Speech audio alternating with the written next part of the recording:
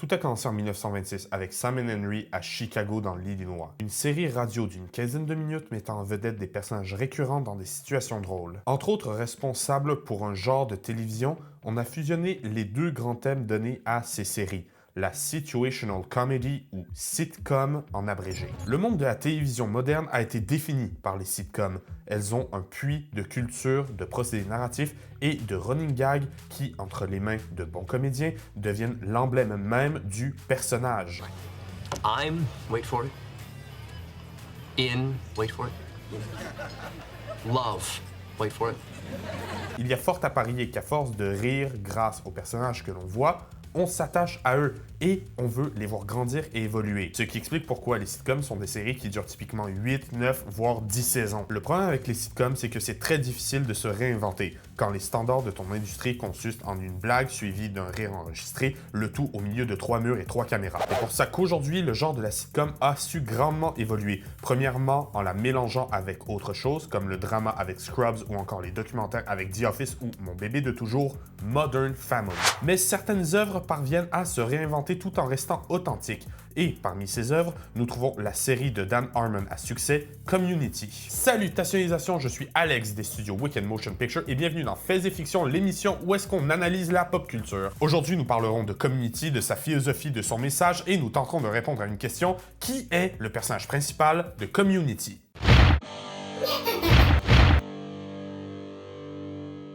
Donc Community, c'est quoi? C'est une série créée par Dan Harmon. Si ça vous dit quelque chose, c'est parce que c'est aussi un des créateurs de Rick and Morty.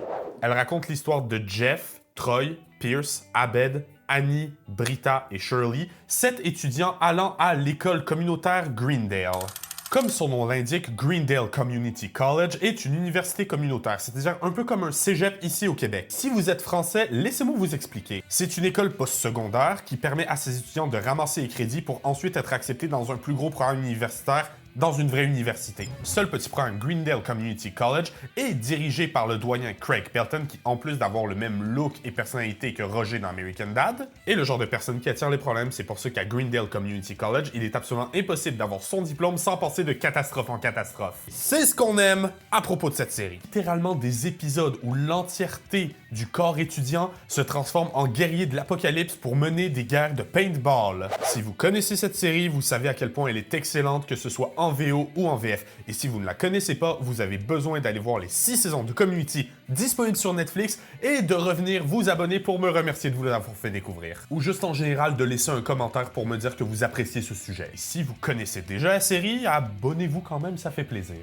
De l'autre côté de la médaille, un personnage principal, c'est quoi? Le personnage principal, aussi appelé protagoniste, est un titre porté par un seul personnage qui se trouve au centre de l'intrigue. Quand on parle d'éléments déclencheurs, de péripéties, de dénouements, on parle principalement d'événements qui arrivent au personnage principal. Et parce que je sais qu'on est sur Internet, il y a probablement quelqu'un qui est déjà en train de taper en commentaire le fait que plusieurs fictions n'ont pas de personnage principal, on pense notamment à Game of Thrones, ce qui est un petit peu vrai et un petit peu faux. Donc c'est totalement faux. Certes, il existe de larges castings de personnages principaux, comme celui de That 70 Show par exemple. Mais parmi tous ces personnages principaux, nous pouvons encore identifier Eric Foreman comme le protagoniste. Parce que peu importe la quantité de screen time donnée à un certain personnage ou non, les personnages de That 70 Show sont présentés principalement comme les amis, la famille et les ennemis de Eric, faisant que l'histoire est un petit peu racontée à travers ses yeux. Et il en va de même pour Jake Peralta, Ross Geller ou Ted Mosby. Mais Eric n'est même pas dans la 8e saison de That 70's Show. Et rappelle-moi, elle est comment la 8e saison de That 70's Show? Elle est horrible, les scénarios vont nulle part et les personnages ont arrêté d'évoluer. Et voilà, c'est ce qui se passe quand le protagoniste part d'une série. Tout ça pour dire que le protagoniste n'est pas toujours évident à identifier dans une œuvre. Comme d'autres fois, c'est juste sous votre nez. Par exemple, dans ce roman, pouvez-vous identifier qui est le protagoniste? Un petit indice se cache dans les 2 premiers mots du titre. Mais en fiction, série ou film, on trouve très souvent des protagonistes beaucoup plus difficiles à identifier. J'en ai parlé plus tôt, on pense à Game of Thrones et ses multiples storylines, mais Community en fait de même. Ce qui en fait un sujet intéressant, voici qui est le personnage principal de Community. Le cinéaste, essayiste et pédagogue Yves Lavandier identifie 2 traits importants chez le protagoniste. De 1, ça doit être le personnage qui vit le plus de conflits, et de 2, le personnage auquel l'audience doit s'identifier le plus. Ce qui va être notre valeur étalon pour déterminer lequel des Greendale 7 raconte l'histoire à travers ses yeux. Et avec cette règle, on peut facilement commencer à éliminer des personnages, le premier étant Pierce Hawthorne. Pierce est probablement le personnage de Community qui évolue le moins au cours des saisons. Au début de la série, il est un vieux raciste et sexiste qui se cache derrière des commentaires sarcastiques à cause de son insécurité latente. Qu'est-ce que vous racontez? Enfin, ça n'a aucun sens. Pourquoi voulez-vous que je harcèle une personne qui m'allume? Je comprends pourquoi Jeff arrive en retard. Il n'a pas envie de voir à quel point certains sont attardés. Tu te sens pas visé, Abed? J'ai une pathologie rare qui s'appelle l'hypervirilité. Et il le restera jusqu'à ce que Chevy Chase foute le camp des plateaux de Community. Ensuite, il est difficile de s'identifier à Pierce du simple fait que c'est un homme âgé. Voyant que Community a un setup se passant dans la vie étudiante et que quand on parle d'étudiant, on pense majoritairement au début de la vingtaine, Pierce est clairement écrit pour être un outsider. Si on s'accorde à BLS.org, 66% des étudiants dans une institution secondaire vont poursuivre des études supérieures. À partir donc de cette donnée, je pense qu'il est plus que correct d'assumer que, quand on parle d'étudiants dans une université communautaire, on pense à début vingtaine, fin des années adolescentes. Quant à Pierce, il est plus vieux que le reste des étudiants, Leonard étant la seule exception, et il est même plus vieux que la majorité du corps enseignant. Paradoxalement, il est aussi le bébé du groupe, toujours à agir en enfant et à faire d'énormes caprices pour avoir ce qu'il veut. T'as dû certainement oublier, tu picortes tes médocs antidouleurs comme des cacahuètes. Ah ouais, c'est vrai. Peut provoquer une aphasie et des pertes de pieuvre. Je ne vois rien dans cet écureuil qui parle de mémoire. Pierce se situe donc aux deux extrêmes du spectrum, les jeunes enfants et les vieillards. Sachant que la série ne s'adresse à aucune des deux démographiques, on ne peut pas s'y identifier et donc Pierce n'est pas le personnage principal. Ensuite, à être éliminé, nous avons Shirley Bennett. Elle part essentiellement pour les mêmes raisons que Pierce, mais pas présentée de la même façon. Les fans de la série savent que si je suis pour éliminer Shirley à cause de son âge un peu plus avancé, il serait normal d'aussi éliminer Jeff Winger. Mais Shirley prend la planche non pas à cause de son âge, mais à cause de ce que son âge représente. Elle représente la figure maternelle. Shirley parle de ses enfants, de son mariage et de sa carrière. Elle est à un endroit dans sa vie où la plupart des gens à l'université ne sont pas. Et je tiens à préciser que si vous avez l'âge de Shirley ou Jeff et que vous vous trouvez à l'université, il n'y a aucune honte. On parle ici de procédé narratif et de généralisation. Bref, le fait que Shirley soit une mère de famille, qu'elle parle souvent de son divorce et de son mariage et que ce soit ses traits principaux la disqualifie. Sans parler du fait que c'est pas un personnage qui est connu pour avoir une très forte évolution psychologique. Il y a bien sûr son divorce et son magasin de sandwich. Storyline intéressante, mais qui sont traitées principalement dans le background de la série et qui sont réglées assez vite. Heureusement, j'en ai plus à dire sur le prochain candidat, Troy Barnes. Et là, on a quelque chose qui m'a fait beaucoup me gratter la tête, le fait que Troy est un des personnages, si ce n'est le personnage, qui évolue le plus dans Community. Il passe du joueur de football populaire qui est présenté comme ayant atteint le top de son succès avant d'avoir fini ses études secondaires à la personne la plus émotionnellement capable du groupe. Ça veut dire que tu vas faire mes devoirs, l'intello? T'es une farouche compétitrice, une mauvaise perdante. Et tu t'attends à ce que les gens soient meilleurs qu'ils ne le sont et t'exiges de toi d'être meilleur que tout le monde. Et c'est cool. Il s'embarque dans un voyage autour du monde parce que, je cite, il possède le cœur d'un vrai héros. Du côté identification, il est dans la bonne tranche d'âge, il est émotionnellement sympathique et il est très facile de s'identifier à Troy. Même que Dan Harmon, le créateur de la série, considère que l'épisode où Troy quitte le casting est le dernier bon épisode de Community. Il dit qu'après cet épisode, la série avait simplement sauté le requin et n'était plus jamais la même. Il trouvait aussi que Troy était le personnage le plus hilarant, quelque chose que je peux comprendre. Quoi? Quand vous êtes tombé sur le trampoline, je vous ai laissé l'utiliser pour le protéger. Ah bon ça? Joshua est raciste? Tu parles d'une surprise? Et c'est justement ce départ qui va permettre d'éliminer Troy. Il est parti au 5e épisode de la saison 5, mais Community a duré 6 saisons. À noter que les 3 personnages dont nous avons parlé jusqu'à présent n'ont pas fini les 6 saisons de Community. On parlait de That 70's Show tout à l'heure. Le personnage principal, Eric, n'était pas dans la 8e saison, mais son départ se fait sentir. Là, on pourrait même affirmer qu'il est la raison principale de pourquoi la 8e saison est universellement détestée. Pour Community, le maillon faible des saisons est souvent considéré comme la 4e saison. On la surnomme même le Gas Leak Year, ou l'année de la fuite de gaz. Gag récurrent de la série par rapport au fait que pendant la 4e saison, il y avait une fuite de gaz dans l'école de Greendale. Et que c'est pour ça que les personnages faisaient n'importe quoi et n'étaient plus cohérents dans leur développement. Parce que clairement, les 3 premières saisons étaient un exemple de stabilité mentale. L'outil le plus important, c'est le respect. Je vais la pointer sur vous et vous transpercer. Et le respect vous servira d'arme pour vous défendre. Non, Je vous respecte, madame. Et C'est la raison de votre échec. Soyez sûr de préciser en commentaire si une vidéo sur ce fameux Gas Leak Year vous intéresse. Pour en revenir à Troy, ce qui élimine ici, c'est que son départ ne pourrait pas clôturer la série. Au contraire, il lui permet de continuer à évoluer. Le départ de Troy permet à Jeff d'apprendre un peu l'humilité, admettant que Troy est beaucoup plus cool que lui en s'embarquant dans ce voyage. Il permet à Annie de réaliser qu'elle est passée par-dessus sa phase de jeune adolescente un peu nunuche qui se soucie trop de ce que les autres pensent pour devenir une adulte prête à affronter le monde tel qu'il est. Pour Britta, c'est une leçon de réalisme et surtout de tolérance. Elle réalise à quel point elle n'a pas besoin de constamment attaquer tous les problèmes autour d'elle. C'est une des rares fois où elle recule et n'empire pas une situation en la politisant plus qu'il faut. On peut voir une allégorie d'une mère qui laisse son enfant partir entre Troy et Shirley. Troy la remerciera même d'avoir pris soin de lui avant de lui faire réaliser à quel point elle est plus que ce qu'elle se donne du crédit pour. Abed devient un peu plus humain à ce moment, s'ouvre un petit peu émotionnellement et surtout devient bien meilleur pour comprendre le monde qui l'entoure et les gens qui y habitent.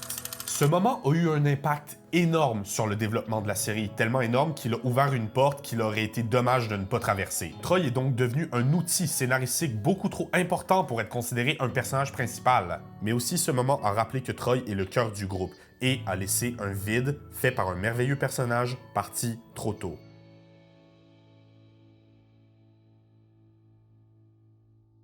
Et maintenant, parlons de Britta. Britta Perry n'est pas le personnage principal de Community, pour la simple et bonne raison qu'elle est rarement traitée comme un personnage. Il y a des épisodes qui se concentrent sur son développement, mais pour la plupart des saisons, elle est principalement une punchline en fait. T'es en train de me dire que je serais une bonne mère? Quoi?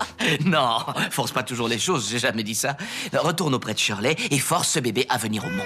Quand elle fait quelque chose, elle le foire. Quand elle apparaît quelque part, tout explose. Et quand elle essaye de militer ou de se politiser, c'est une grosse hypocrite. Pas forcément le genre de personne à qui on a envie de s'identifier. À moins d'avoir un sévère cas de dépression clinique. Ensuite, en termes de conflit et d'évolution, oui, Britta apprend, comme j'ai dit, à se mesurer, mais c'est rien d'aussi concret que les autres personnages. Britta, en fait, c'est Meg dans Family Guy. Un bon personnage du fait qu'elle est écrite pour être moyen et qu'elle n'essaye pas d'être plus, elle essaye pas d'être moins, elle est simplement Britta. Il nous reste 3 personnages, Jeff Winger, Abed Nadir et Annie Edison. Finalement, le passage intéressant, le Big Tree des Greendale 7. On va pas se mentir, ça allait clairement être un débat entre ces 3 personnages.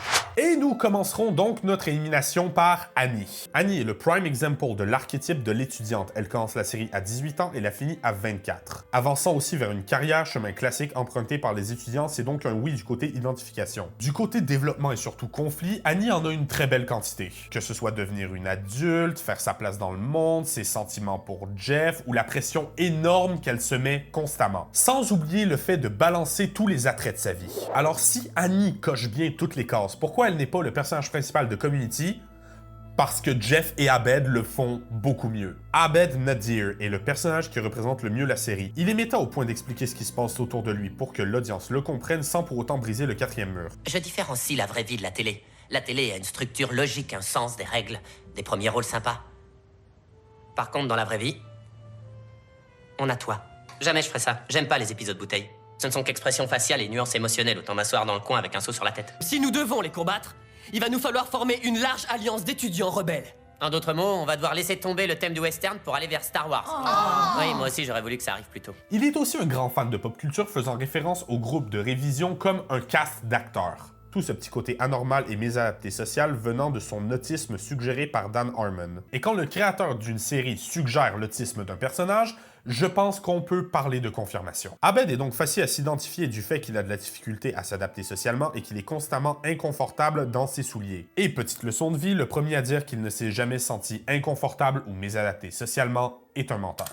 Le fait étant que oui, Abed ressent ses émotions constamment, quelque chose qui est très rare. Mais le fait étant que tout le monde dans leur vie, à un point ou à un autre, a ressenti ses émotions et donc peut s'y identifier. Du côté de Jeff, il est le premier personnage de Community qu'on rencontre et c'est vrai qu'une bonne partie des premières saisons est racontée à travers ses yeux. Et même si Troy a le développement de personnage le plus flagrant, Jeff est celui qui prend le plus de place et est aussi le personnage qui vit le plus de conflits. Il a même un arc némésis en la personne de Chang, un homme véreux, manipulateur et arrogant qui finit par sombrer dans la folie et la solitude. Une personnification de ce que Jeff aurait pu devenir si il n'avait pas rencontré le groupe d'études. Les qualités de Annie sont donc bien présentes, mais éclipsées par Jeff et Abed. Le personnage principal de Community est donc ni Jeff, ni Abed. Quoi? Mais tu viens d'éliminer tous les personnages, ça a aucun sens? Oh que oui, ça en a, et je vais le prouver maintenant. Abed est bien à l'image de la série, mais c'est avant tout un narrateur, un outil scénaristique méta pour raconter cette histoire à la façon des auteurs en attirant l'attention sur des clichés utilisés dans plusieurs médiums. Même s'il savait que ce sandwich serait peut-être le dernier qu'il avalerait. Abed, j'essaie de manger, là. Dit-il de sa voix chevrotante, ses vieux os peinant à supporter le poids de sa peau ridée.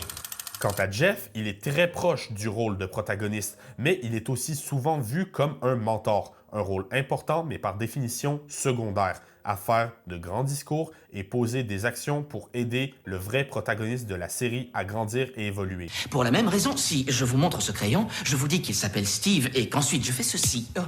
Une partie de vous meurt. Une toute petite partie à l'intérieur. Parce que les humains peuvent s'attacher à tout et à n'importe quoi. J'ai découvert dès mon plus jeune âge que si je parlais assez longtemps, je pouvais transformer n'importe quoi en bien ou en mal. Alors soit je suis Dieu, soit la vérité est relative et dans les deux cas, youpi. Oh, parce que cette personne n'a plus aucune raison maintenant de ne pas avouer son erreur. Alors si par hasard je viens à compter jusqu'à 3 et que personne ne se dénonce, vous savez quoi?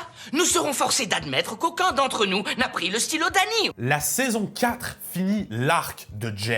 Et si la série avait fini à ce point, j'aurais dit oui, Jeff est le personnage principal de Community. Le premier épisode montre son arrivée à Greendale, la fin de la saison 4 montre son dernier jour. Elle se finit aussi par un troisième épisode de Paintball, quelque chose d'emblématique pour la série. Alors si quelqu'un pense que Jeff est le personnage principal, répondez à cette question. Pourquoi est-ce que, si son arc finit à la fin de la saison 4, la série peut continuer sans trop battre de l'aile? Quoi?